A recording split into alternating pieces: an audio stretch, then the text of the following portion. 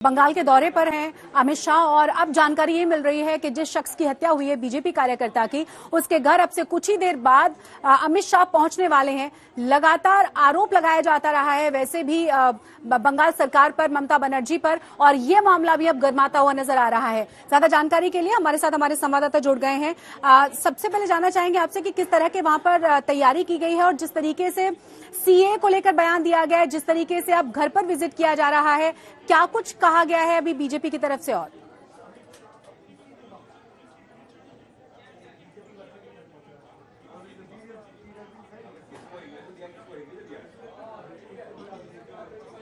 इंद्रजीत, सुन पा रहे हैं आप मुझे? कितनी देर में अमित शाह पहुंचने वाले हैं वहां पर?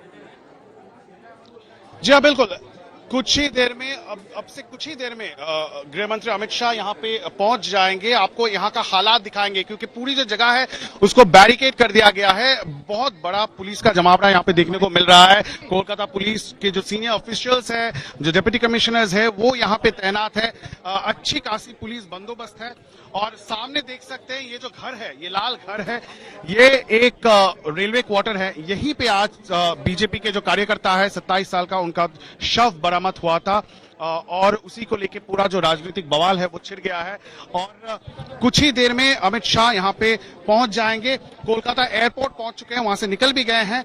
और ये जो घर हम दिखा रहे हैं, इसी घर में आज सुबह बीजेपी का जो कार्यकर्ता है, युवा मोर्चा का, उनका शव यहां से बरामद हुआ था।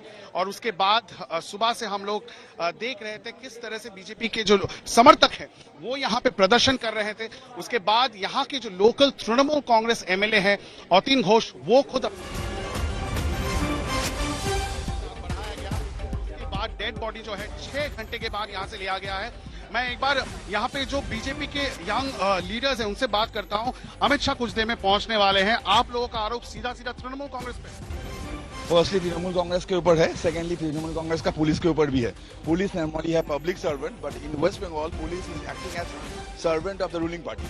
हम लोग ने हाईकोर्ट में भी मूव किया, हाईकोर्ट चीफ जस्टिस के रूम में मेंशन किया। मेंशन करने के बाद ऑनरेबल चीफ जस्टिस ने बोला 2 बजे आने के लिए। एक सिंगल पेज एप्लीकेशन पोस्टमार्टम पे अभी स्टे मांग रहे हैं क्या? एकदम फर्स्टली पोस्टमार्टम का स्टे, क्योंकि हमें मालूम है पहले लास्ट इंसिडेंट में हमने देखा पोस्टमार्टम यहाँ पे पुलिस करेगा। एक्चुअली जो इशू है उसको छुपाने के लिए, अनर्ट करने के लिए। परिवार है वो कॉन्सेंट नहीं दे रहा है पोस्टमार्टम में?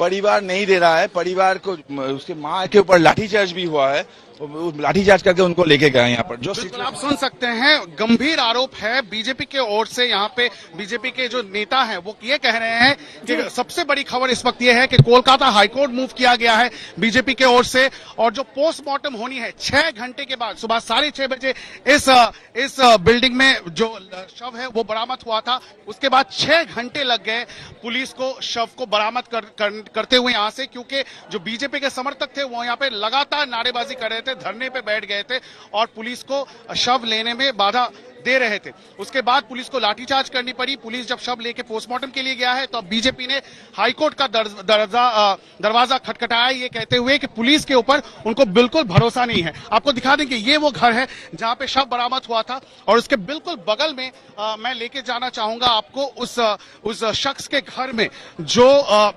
जहां वो रहते थे।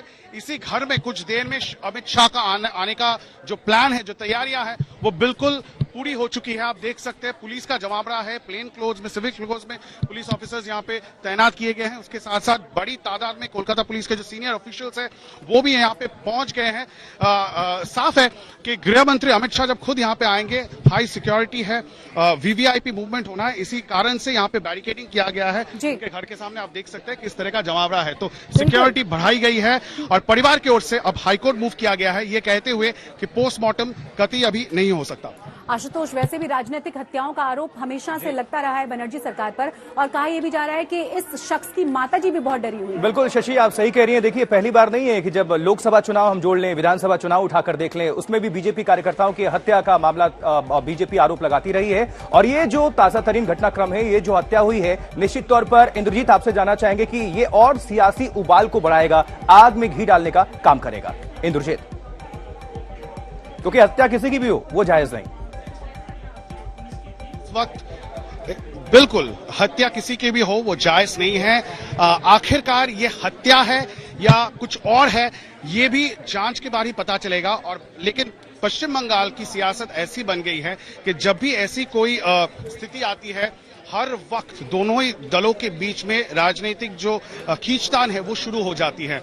और यही कहा जा रहा है, बीजेपी की ओर से सीधा सीधा आरोप तृणमूल की ओर है, ये कहते हुए कि तृणमूल कांग्रेस ही जिम्मेदार है इस मौत के लिए, और कहा जा रहा है कि ये हत्या है।